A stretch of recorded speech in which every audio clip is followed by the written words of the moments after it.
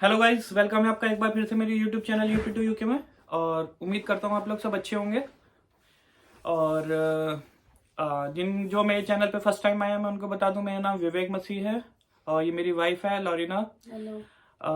मैं उम्मीद करता हूँ आप लोग को वीडियो पसंद आ रहा होगा। अगर आप लोग को कोई क्वेरीज होती है, कुछ पूछना होता है, तो आप मेरे इंस्टा पे डायरेक्ट मेरे से कांटेक्ट कर सकते हैं। और कोई भी अगर आप टॉपिक पे वीडियो बनवाना चाहते हैं तो भी आप मेरे को बता सकते हैं। ठीक है, अगर आपकी कोई क्वेरी रहती है तो आप मेरे से डायरेक्ट कांटेक्ट कर सकते हैं इंस्टा पे। ठीक है, तो आज का जो टॉपिक लिया है वो हमने फैमिली के लिए लिया है। मेन पर्पस जो है, जो फैमिलीज आती हैं यूके में स्टूडेंट वीज़ा पे आए चाहे स्किल्ड वर्कर वीज़ा पे आए, उन सबको बताना कि एक्चुअली यहाँ पर कितना किस चीज़ का कितना कॉस्ट आता है रहने में, ग्रोसरीज में। तो वो सारा आज हम इस वीडियो में डिस्कस करने वाले हैं।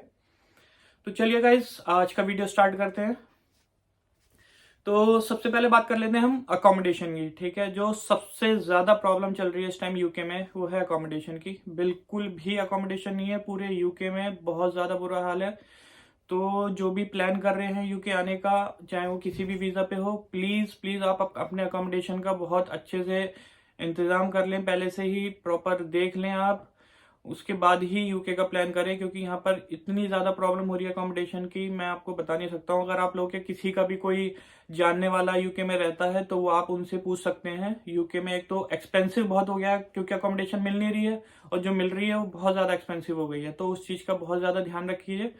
ठीक है, तो अकोमोडेशन के बारे में बात कर लेते हैं। अकोमोडेशन जो है इस टाइम पर बहुत ज़्यादा महंगी हो गई है। तो अगर आप अनफर्निश्ड लेते हैं जिसमें आपको कुछ नहीं मिलेगा, तो वो मान के चलिए, डिपेंड करता है कि आप बिल्कुल अच्छे टाउन में रह रहे हैं तो आपको थोड़ी एक्सपेंसिव मिलेगी। अगर आप थोड़ा आउटर एरिया में रहते हैं वो थोड़ा सा चीप पड़ेगा आपको।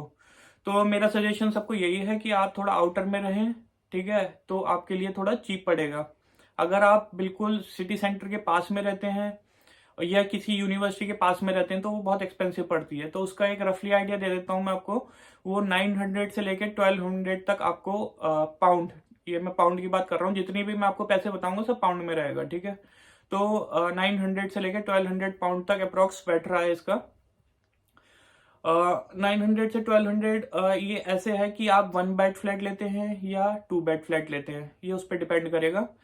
तो 2 बेड फ्लैट आपको अगर आप फर्निश्ड लोगे तो बहुत ही ज़्यादा एक्सपेंसिव है, 1200 से ऊपर ही जाएगा वो, 1250, 1250, 1300, 1400, वो तो एक्सपेंसिव तो बहुत ही है। तो मैं आपको मिनिमम बता रहा हूँ जो फर्निश्ड मिलेगा, जिसमें आपको सब कुछ मिलेगा, वो कम से कम आपको 1200 मिलेगा। और 2 बेड फ्लैट। एक्सक्लूडिंग बिल्स इसमें एक्सक्लूड बिल्स एक्सक्लूड नहीं है, बिल्कुल भी बिल्स इंक्लूड नहीं है। बिल्स आपको अलग से देने पड़ेंगे, जो भी इलेक्ट्रिसिटी बिल होगा वो सब आपको अभी उसमें मैम बताएगी, लॉरिना बताएगी। तो मेन मेरा बताने का मोटिव ये है कि अकोमोडेशन बहुत एक्सपेंसिव हो गई है गाइस। तो प्लीज आप जब भी आए तो उसके अकॉर्डिंग ही आए। और दूसरा बहुत इंपॉर्टेंट बात जो मैं आपको बताना चाहता हूँ अकोमोडेशन के लिए, वो ये है कि स्टूडेंट जब आते हैं अकोमोडेशन, जब फैमिली के साथ आते हैं, तो उनको बहुत ज़्यादा प्रॉब्लम आती है कि अकोमोडेशन नहीं मिलता है। नहीं तो वो जो भी एजेंट्स होते हैं यहाँ पर, वो डिपॉजिट मांगते हैं, 6 6 महीने का डिपॉजिट मांगते हैं। ऐसा मेरे को बताया है, काफ़ी मेरी ढेर सारी जो फैमिली हो गई है यूट्यूब की, उन लोग मेरे को बताते हैं कि सर अकोमोडेशन नहीं मिल रहा है यहाँ पर, क्या करें। तो वो बताते हैं कि 6 6 महीने का एडवांस मांग रहे हैं, तो इतना ज़्यादा डिपॉजिट कौन कर देगा। अगर बताइए, 6 महीने का डिपॉजिट अगर 1000 है तो 6000, मतलब 6 लाख अगर इंडियन करेंसी में देखें तो आपको डिपॉजिट ही करना पड़ेगा। तो बहुत ज़्यादा एक एक्सपेंसिव हो रहा है, तो उस चीज़ का ध्यान रखिए। ये मैंने अकोमोडेशन का बता दिया आपको, 900 से लेके 1200 तक, 1 बेड और 2 बेड, अनफर्निश्ड और फर्निश्ड का। और अगर अनफर्निश्ड भी है तो कोई कोई से क्या होता है कि हाउस में अगर फ्लैट है तो क्या होता है कि फिटेड किचन मिलता है आपको। तो फिटेड किचन में आपको अवन और जैसे कि हॉब है वो सब रहेगा, लेकिन आपको फ्रिज, कभी वॉशिंग मशीन भी मिल सकता है किसी किसी हाउस में, लेकिन आपको फ्रिज, और अगर वॉशिंग मशीन नहीं है तो वॉशिंग मशीन, और जो भी सोफा, बेड, ये सब आपको खुद लेना पड़ता है। ठीक है, ये हो गया अकोमोडेशन का। उसके बाद हम बात करते हैं बिल्स की, ग्रोसरीज की। पहले बात कर लेते हैं ग्रोसरीज की। ग्रोसरीज का बारे में आपको लॉरिना बताएगी। तो ग्रोसरीज में ऐसा है कि वो भी डिपेंड करता है कि आपकी फैमिली कितनी बड़ी है, या फिर आप या वेज है या नॉन वेजिटेरियन है, कितना वेजिटेरियन मतलब कि नॉन वेज कितना खाते हैं वीक में। और अगर वेजिटेरियन है तो थोड़ा सा आपका एक्सपेंडिचर है वो थोड़ा सा कम होगा, लेकिन अराउंड आपके वीकली का मैं बताऊं तो 30 to 50 पाउंड तो आपका बैठेगा वीकली एक्सपेंडिचर ग्रोसरीज का। और अगर आप थोड़ा सा ज़्यादा एक्सपेंड करने वाले हैं, जैसे हम लोग तो जाते हैं तो हमको जो दिख गया जो पसंद आ गया हम उठा ले ऐसा टाइप, तो ऐसे है तो फिर तो मान लो कि 50 के अबाव आपका जा सकता है। लेकिन अगर देखा जाए तो इंडियन फूड जो है वो यहाँ पे बहुत एक्सपेंसिव है, जैसे कि आटा हो गया, राइस हो गया, जो हम यूजुअली यहाँ के लोग नहीं खाते हैं। और जो हम लोग तो ये सब चीज़ ऑनलाइन ही ऑर्डर करते हैं, जो मसाले हो गए, क्योंकि यहाँ पे लोकल मार्केट में उस टाइप का जो है वो क्वालिटी नहीं मिल पाती है हमको। वो ब्रांड एक्चुअली नहीं मिलता है, हाँ, जैसे एवरेस्ट है, एमडीएच है, ये सब ब्रांड नहीं मिल पाते हैं हमको। ब्रांड भी और क्वालिटी भी वैसे नहीं होती है। तो हम लोग मोस्टली हम लोग क्या करते हैं कि ऑनलाइन जो है वो सारे मसाले हो गए, ये सारी चीज़ हम लोग कुछ है जैसे रस्क हो गए जो नहीं मिल पाते यहाँ पे। यहाँ पे केक रस्क वगैरह मिलता है, वो उसका टेस्ट डिफरेंट होता है, तो हम लोग ये सारी चीज़ क्या करते हैं ऑनलाइन ले लेते हैं। और जो भी चीज़ है जो यहाँ मिल जाती है, एग वगैरह, एग, ब्रेड, दूध हो गया, और पास के मार्केट में हमको राइस और फ्लोर भी मिल जाता है, वेजिटेबल्स भी मिल जाते हैं, वेजिटेबल्स भी सारे मिल जाते हैं, फ्रूट्स तो भी मिल जाते हैं सारे। फ्रूट्स तो बहुत अच्छे मिलते हैं यहाँ पे। और फ्रूट्स क्या है यहाँ पे उतने एक्सपेंसिव भी नहीं है, मतलब ठीक है। फ्रूट्स इंडिया के आप कंपैरिजन करें यहाँ, तो फ्रूट्स का जो यहाँ पे प्राइस है वो बहुत अच्छा, और बहुत अच्छे फ्रूट्स भी मिलते हैं यहाँ पे। तो वही है कि 30 to 50 पाउंड पर वीक। और अगर आप और जैसे मीट खाते हैं और फिश वगैरह खाते हैं तो उसका एक्स्ट्रा मान लीजिए आप। और थोड़ा इस पे भी डिपेंड करता है कि अगर आपके घर में बेबीज हैं तो अगर एक बेबी है तो थोड़ा कम रहेगा, अगर नहीं है तो आपके ऊपर डिपेंड करता है कि आप कितना खर्च कर लेते हैं। और जैसे हमारे घर में एक बेबी है तो हम उसके अकॉर्डिंग आपको बता रहे हैं कि इतना तो आ जाता है। और अगर आपके घर में 2 बेबीज हैं या उससे ज़्यादा हैं तो उसके अकॉर्डिंग ही आप कैलकुलेट कर सकते हैं। तो अभी थोड़ा सा एक्सपेंसिव हो गया है क्योंकि यहाँ इन्फ्लेशन चल रहा है, तो रिसेशन का टाइम है, तो थोड़ा सारी चीज़ें जो हैं खाने की भी एक्सपेंसिव हो गई हैं। उसके बाद बात करते हैं हम बिल्स की। बिल्स जो होता है, जो आपको जो अभी इससे पहले बताया था अकोमोडेशन के बारे में, उसमें बिल्स इंक्लूड नहीं होते हैं। 80 to 90% आपको बिल्स इंक्लूड नहीं मिलेंगे, बिल्स एक्सक्लूडेड रहते हैं। कोई कोई किसी को मिल जाती है प्रॉपर्टी जिसमें बिल्स इंक्लूड होते हैं। तो हम बिल्स की बात कर लेते हैं। सबसे पहले तो इम्पोर्टेंट आ जाता है काउंसिल टैक्स। वो आपको पे करना पड़ता है घर का, वो डिपेंड करता है आप कौन से बैंड का हाउस है आपका। तो आपको जो लैंडलॉर्ड होता है वो बता देते हैं कि आपका बैंड ए है, बी है, सी है, डी है या ई है। तो सबसे ज्यादा जो चीप पड़ता है वो बैंड ए का होता है, काउंसिल टैक्स बैंड ए। और उससे ऊपर जाएंगे तो महंगा होगा, फिर सी पर जाएंगे और डी, ऐसे ही ई सबसे ज्यादा महंगा होता है। तो आप कोशिश करिए कि काउंसिल टैक्स ए या बी में है, और या फिर उससे ज्यादा अगर आप जा रहे हैं तो सी तक ही आप जो है काउंसिल टैक्स रहे। क्योंकि लोग अकोमोडेशन तो ले लेते हैं लेकिन काउंसिल टैक्स बाद में पता लगता है कि उनको डी था या ई है, तो बहुत ज्यादा एक्सपेंसिव बैठता है। डी और ई तो बहुत ही ज्यादा एक्सपेंसिव। हाँ, आपका जितना बिल्स नहीं होंगे, इलेक्ट्रिसिटी बिल्स, आप अपने अकॉर्डिंग अगर अच्छे से चलाएंगे तो उससे ज्यादा फिर आपको टैक्स देना पड़ेगा। तो उस चीज का थोड़ा ध्यान रखिएगा, और काउंसिल टैक्स हमेशा पूछें जब भी अकोमोडेशन लें। उसके बाद आ जाता है इलेक्ट्रिसिटी बिल, क्योंकि यहाँ पर इलेक्ट्रिसिटी बिल अब कॉस्ट बढ़ गई है, तो वो भी टोटली आप पे डिपेंड करता है कि आपका 1 बेड फ्लैट है, 2 बेड फ्लैट है, या आपका मतलब 3 बेड है। टोटली आप पे डिपेंड करता है कि आपका घर कितना बड़ा है। ठीक है, तो उसका बिल रफली आप मान के चलिए 100 से 300 के बीच में आता है बिल। क्योंकि इस टाइम ठंड है, कोल्ड है, तो सब लोग हीटर चला के रखते हैं। हमारे घर में बेटा है तो हमारे घर में पूरे टाइम हीटर चलता रहता है। तो उस चीज का थोड़ा ध्यान रखिए कि आप जब भी घर ले यूके में, तो उस चीज का ध्यान रखिए कि घर जो है ज्यादा ऊंचा नहीं होना चाहिए, क्योंकि उसमें फिर आपका जो है इलेक्ट्रिसिटी कंजम्पशन बढ़ जाएगा, क्योंकि हीटर ज्यादा टाइम लेगा घर को गर्म करने में, और उससे आपका जो इलेक्ट्रिसिटी बिल है वो बढ़ जाएगा। तो उस चीज का थोड़ा ध्यान रखिए कि घर जो है आपका वो नीचा होना चाहिए। ठीक है, उसके बाद आ जाता है आपका वाटर टैक्स, वो देना पड़ता है आपको।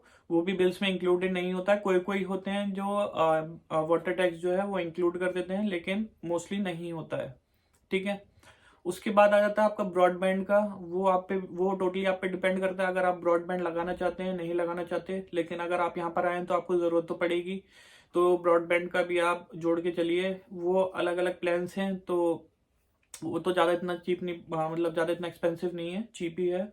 50 पाउंड्स में आपका फ़ोन का बिल और ब्रॉडबैंड का ये सब इंक्लूड करके आपका रफली 50 पाउंड्स का हो जाएगा इतना। ठीक है, अब इसके बाद जो है ट्रांसपोर्टेशन का जो है यहाँ पर, वो आपको लॉरिना बताएगी। ट्रांसपोर्टेशन का ऐसा है कि मोस्टली या तो ट्रेन से आप ट्रेन यूज कर सकते हैं या बस। तो ट्रेन का अराउंड पड़ता है आपको 10 to 15 पाउंड आने जाने का। हाँ, दोनों का वन डे की ट्रिप का। हाँ, सिंगल लेंगे तो शायद 8 पाउंड कुछ पड़ता है, और डबल लेंगे तो भी वही है 14 to 15 पाउंड पड़ जाता है ट्रेन का। और बस का बताऊँ मैं तो बस का भी वही है, बहुत एक्सपेंसिव हो गया है अभी। और सिंगल जो है वो अगर 5-8 माइल्स तक आप देख ले तो 7 to 8 पाउंड्स आपको डबल लग जाता है। और अभी क्या है कि गवर्नमेंट का कुछ स्कीम है, तो मार्च एंड तक है, जो सिंगल जो है वो 2 पाउंड्स ही लग रहा है आपको। तो आप अगर डबल ले लेते हैं तो एक्स्ट्रा पड़ जाता है, 5 पाउंड हो जाता है। लेकिन आप सिंगल करके दोनों साइड से लेते हैं तो 2 पाउंड्स आपका 4 पाउंड्स है। और यहाँ पे स्टेज कोच चलता है, तो उसकी एक ऐप आती है। तो ऐप से भी अगर आप रिचार्ज करते हैं तो आपको अराउंड पड़ जाता है 1 मंथ का 100 पाउंड्स, तो वो चीप पड़ता है। लेकिन अभी क्या है, जो स्कीम है तो उसके लिए आप रिचार्ज ना कराएं, आप जो है वो टिकट लेके जाए तो आपको बहुत ही ज़्यादा चीप पड़ेगा। लेकिन उसके बाद जब आप यूज़ करते हैं, जैसे पब्लिक ट्रांसपोर्टेशन बस यूज़ करते हैं, तो हमारे अकॉर्डिंग तो आप या तो कार्ड ले लें स्टेज कोच का, जो कि वो रिचार्ज होता है वो भी। और वीकली का 28 पाउंड्स है। और अगर आप लेते हैं मंथली का तो 100.8 कुछ ऐसे पाउंड आपको पड़ जाता है।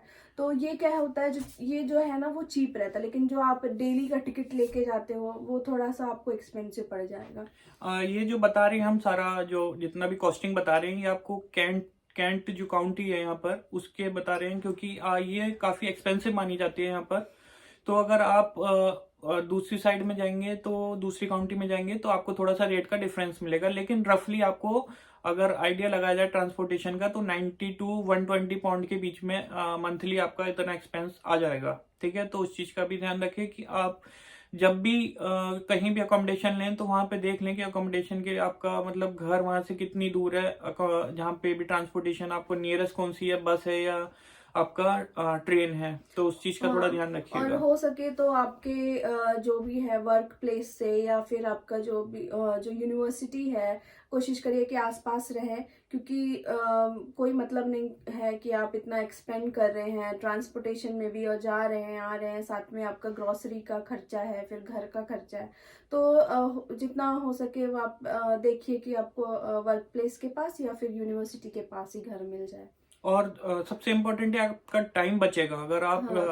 अगर आप उसके पास में लेते हैं तो टाइम बचेगा, क्योंकि यहाँ पर टाइम अगर आप पब्लिक ट्रांसपोर्ट यूज़ कर रहे हैं तो बहुत ज़्यादा यूज़ होता है। क्योंकि मैं भी पहले पब्लिक ट्रांसपोर्ट यूज़ करता था, उसके बाद मैंने अपनी कार ली, तो उससे बहुत ज़्यादा टाइम हमारा कंज्यूम हो रहा है, सेफ हो रहा है। फ्यूल का भी उतना ज्यादा मतलब खर्चा नहीं है। हम लोगों को ये लगा कि हम जो जैसे कि हम लोग पहले पब्लिक ट्रांसपोर्ट यूज करते थे तो उसमें हम ज्यादा स्पेंड करते थे, और फिर अपनी गाड़ी आने के बाद जो हम लोग फ्यूल का जो खर्चा है वो उससे बहुत ही कम होता है, और साथ में टाइम भी बहुत बच जाता है। मेन सबसे इम्पोर्टेंट है कि जो चीज आपका 10 मिनट का वे है, अगर अपनी ट्रांसपोर्टेशन है, वो आप 1 आवर में कवर्ड कर रहे हो अगर पब्लिक ट्रांसपोर्ट यूज कर रहे हो, तो उस चीज का भी थोड़ा ध्यान रखिए।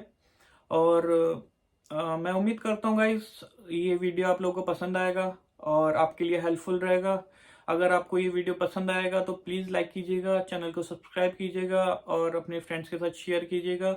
और अगर आपको कोई भी क्वेरी हो तो आप मेरे से कांटेक्ट कर सकते हैं कमेंट्स में, या फिर आप मेरे को डायरेक्ट इंस्टा पे मैसेज कर सकते हैं। तब तक के लिए नेक्स्ट वीडियो में मिलते हैं गाइस। तब तक अपना ध्यान रखिए, मिलते हैं नेक्स्ट वीडियो में। Take care, bye bye. Bye bye.